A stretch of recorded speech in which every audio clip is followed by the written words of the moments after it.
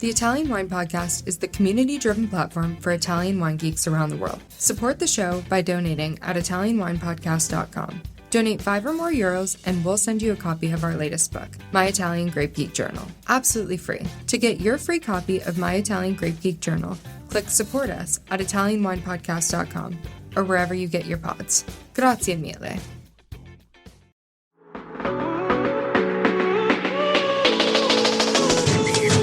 Welcome to The Next Generation with me, your host, Victoria Cece. This is your podcast to learn about all the cool things Italians 30 and under are up to in the food and wine scene. And yes, that includes all the best things to eat. Hello ragazzi. We are back in the podcast booth. Today we have a lovely local guest. We have Giovanni of Monte Gradella. Yes, correct. Today is not my day of remembering things, but I'm really excited to talk to him. He's young and apparently fresh out of Argentina. Exactly. Just came back in June. I did the harvest there. Amazing experience. I worked in Uco Valley, that is close to Mendoza. So a lot of Malbec, Cabernet Franc, and some Pinot Noir as well. Oh, fantastic. And not to confuse anybody, of course, Giovanni, you have a family business here in Verona. Exactly, Valpolicella. Wonderful. That's what brought you back here. And, well, because this is the next generation, can you tell everyone how old you are? I'm 27. Oh, you are a baby, just like me. It's fantastic to talk to someone the same age because there's always so many moving parts, especially when you're doing so many cool things. So can you tell me that you're under 30 without saying you're under 30? Like one thing about yourself. I like natural wines. Okay, that wins. I like natural wines. I mean, if they're well made, if they don't think too much, yeah. No, but it's such a good one because that's the age we're in right now. Is it's like, do you hang in a bar and drink natural wine? You know, then you're totally over like 30. It's like, okay. No, I'm kidding. In Rome, there's like a huge influx of like bars opening up that it's like music and natural wine. And it's quite fun because whether you enjoy how the wine is made or not, it's still like this really convivial atmosphere and everyone gets together and you just feel happy. Even if you're a wine professional like us, you're like, okay, I know what's flawed with this wine, but you know what? There's other wines and there's cool people. Yeah, then it depends. Like everything, you can find good natural wines, bad natural wines. But let's say my project is to make wine with low intervention. So you have a project. Yeah, that's why I came back. So after I graduated in France, I went to California, Napa, and then to Argentina to learn and be a winemaker somewhere else. And my project was to come back and take the family business. Now we just sell grapes, so we're now making wine. But my project is to start making wine in 1 year, 1 or 2 years. Yeah. Awesome. And so what is that, like, how do you envision that project? Like, what is it inspired by? It's inspired by, I will say, from my passion. I like wine. I like to drink wine. I like to talk about wine. So obviously I like the vineyard life and I like growing grapes.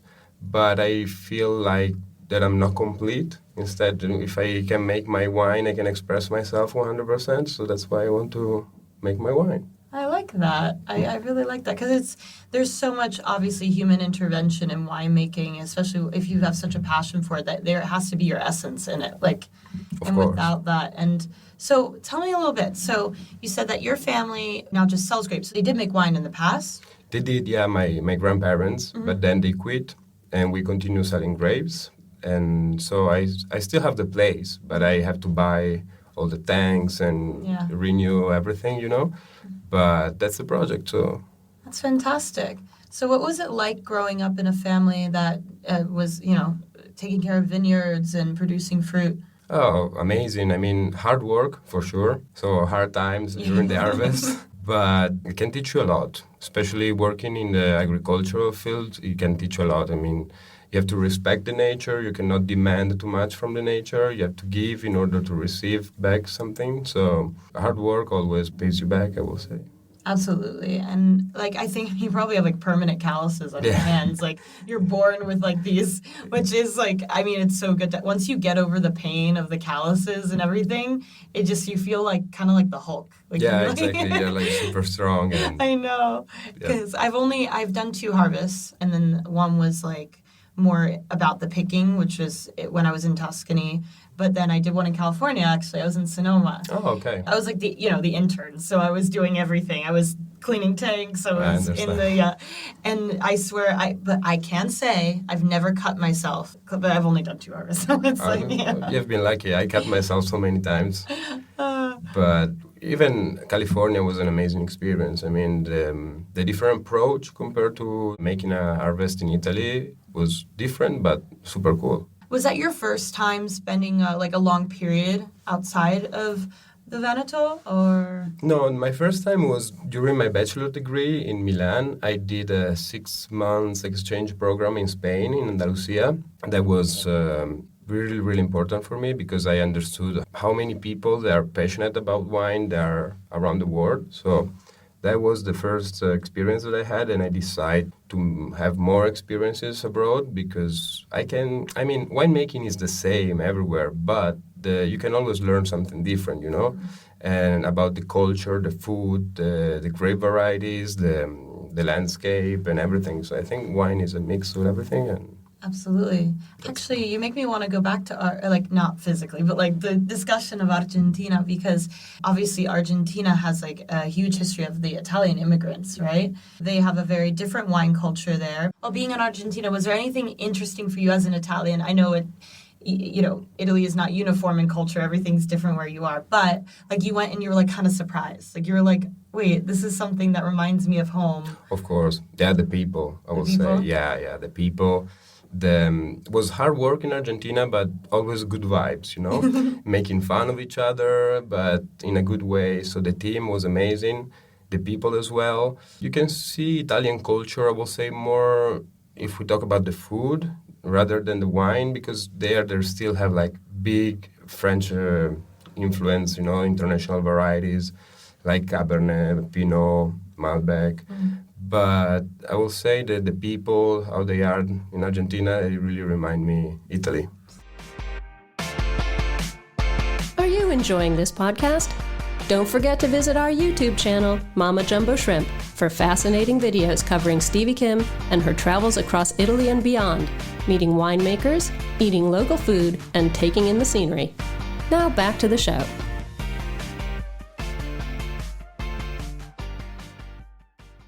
Was there one story you can tell us about? Well, I don't know, there are so many, but every time we used to put music, have fun, work a lot, but the vibe was really, it reminded me my harvest in Sicily, for example. Really? Yeah, people that are really welcoming, they will invite you home for dinner, so that's what I like. I think that's one of the most beautiful things, especially in Italy, is the hospitality isn't something that's only to the hospitality industry. It comes from the family and from wanting to share things, and wine is such a big part of that.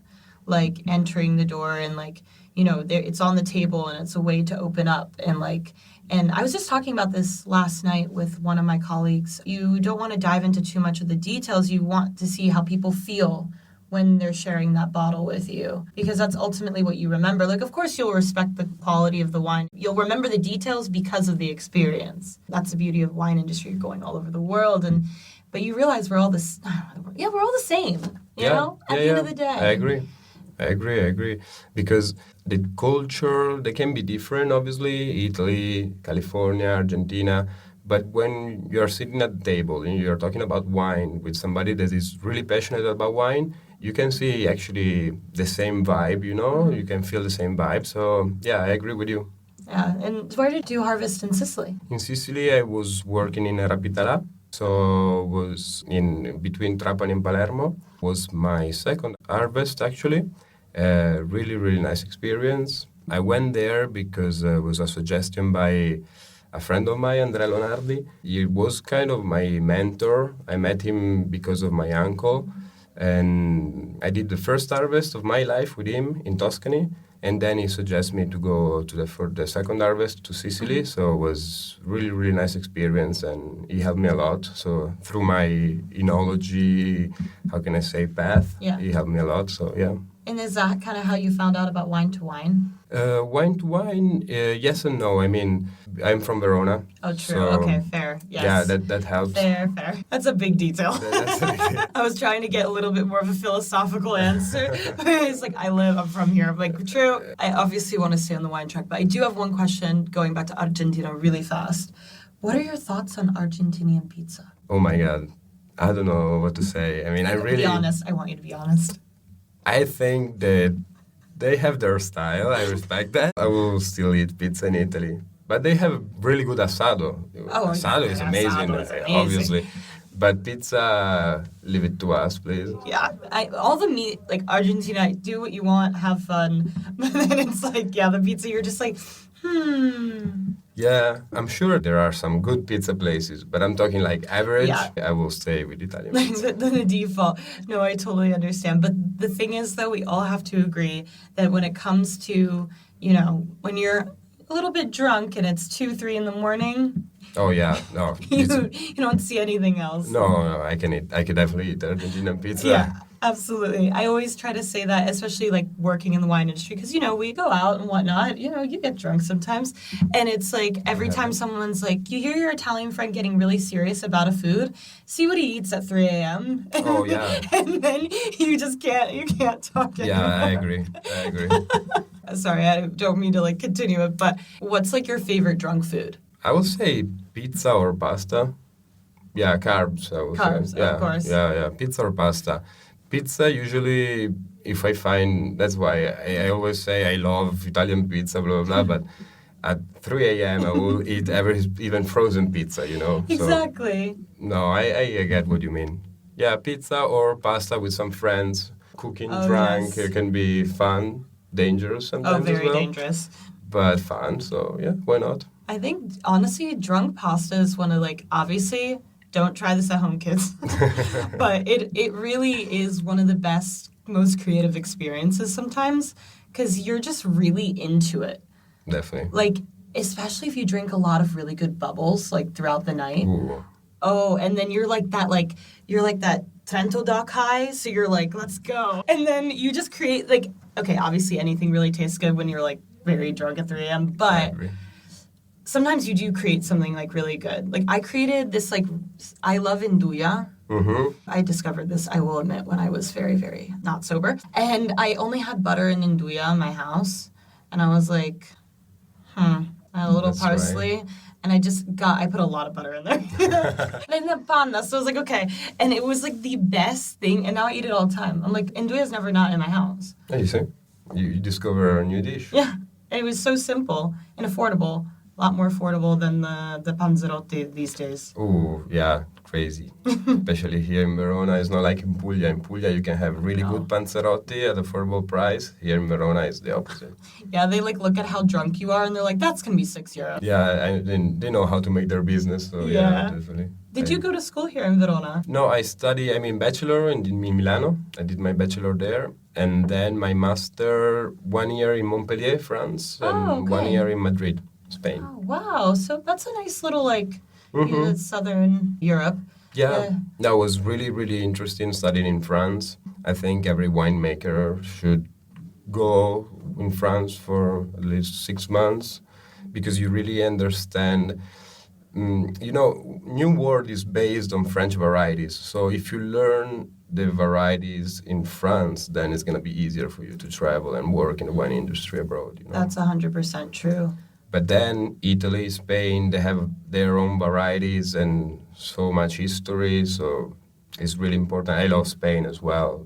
I mean, my first experience abroad studying was in Andalusia, and I fell in love with sherry wines. And most of the people, especially young people, I will say, they don't understand these kind of wines, or maybe they're not everywhere, so you don't have the opportunity to try them. But for me, they're amazing. Marsala as well. Mm. There are these kind of wines, they're more maybe for old people, let's say, but I think the quality is amazing. Well, that's an interesting point you bring up, because some dessert wine category is something that seems, because it is very refined. It is you're not people, if you're not a wine professional or somebody who's experienced certain dining, establishments, you're not going to immediately have dessert wine at home all the time. Yeah. Unless someone gifts you a nice bottle. Even then, you're like, I'll save it for Christmas or something. But it is a really important category because not just like, obviously it's delicious, but the history and also the repurposing aspect of it. Like, it's something that if we weren't, I hate to, like, this is a bit controversial to say, but if we weren't as modern consumers, like, so privileged to have, like, every, like, different kind of beverage, we'd probably be drinking more dessert wine. Mm-hmm. Yeah. Because you'd have to save, like, what you have. Yeah, I agree. I totally agree. And even Sauterne is a pity. Now nobody drinks Sauterne, but the quality is amazing. So I hope that this will change. And I think if we teach to new consumers to appreciate quality, these wines, they're going to come back for sure. Absolutely. And so through your new project, is there a way that you're trying to channel this to try to teach people like our age to appreciate wine in a new light? Yeah, I mean, I want to, when I'm going to sell my wine, obviously I want to tell a story. It's not just a product that you have to drink while you are eating, I want to explain you how my family was cultivating the land, and we are organic viticulture. So all these values, we care about the environment.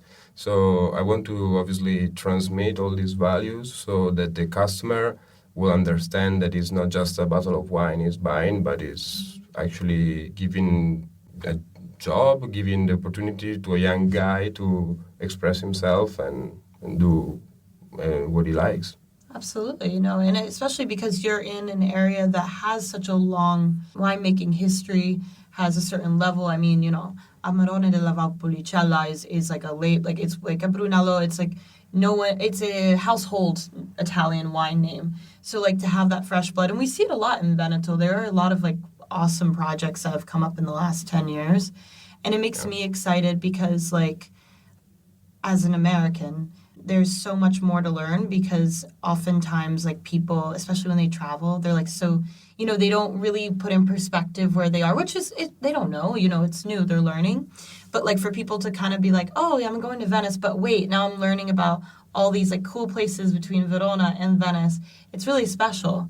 Because even for me, I moved to Verona a year ago, and I was like, I've been to the Veneto once, and it's on my phone background, Venice, when I was like 2 or 4, however old I was. And I was like, wow, I can't believe I just never really gave this area like time. And of course, not everyone has like all the time to go, but it opens up an opportunity. Yeah, but that's why communication is important. Yeah. I don't expect that a young guy from, New York knows every single place of Verona, because obviously you're going to visit the Romeo and Juliet house or the Arena, but there are so many things to see and visit, and so it's up to us to explain to the foreigners that come to our country what we have to offer. Have you ever seen the movie Love in the Villa? No, I never saw the movie. I don't recommend it, but it's a Netflix movie based in Verona that everyone was telling me to watch when I lived here, and I moved out of Verona, now I watched it. It's not very good, but they do talk about Valpolicella. Oh, okay. Yeah, it's like they integrated that a little bit, like they couldn't, which I appreciated, like they weren't going to just stick with the Romeo and Juliet. You see? Well, it's super awesome. So do you have a name yet for your project? But yeah, the winery will be named Monte Gradella. Okay. Like the property we have. So I'm going to just keep it to the traditional name with a traditional name, yeah. I love that. And you said it's organic. So has it always been organic? We switched 10 years ago. Oh, wow. So we are organic since 10 years, yeah. That's awesome. Congrats. Hard work, but it's a philosophy. Absolutely. That's awesome. Well, thank you so much, Giovanni, for being on the podcast today. It was really fun.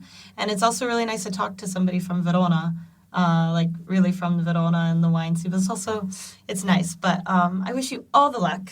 Thank you very much. Like, seriously, I mean that because it's not easy work. No, it's not. And you're also reminding people that it's, again, not just, the forward-facing and the labels. It's also the work in the vineyard. And so, yeah, I'm excited to see what you do. Thank you very much. Awesome. Ciao, ragazzi. As always, a big grazie for hanging out with me today. Remember, you can catch me on the Italian Wine Podcast every Sunday and anywhere you can get your pods.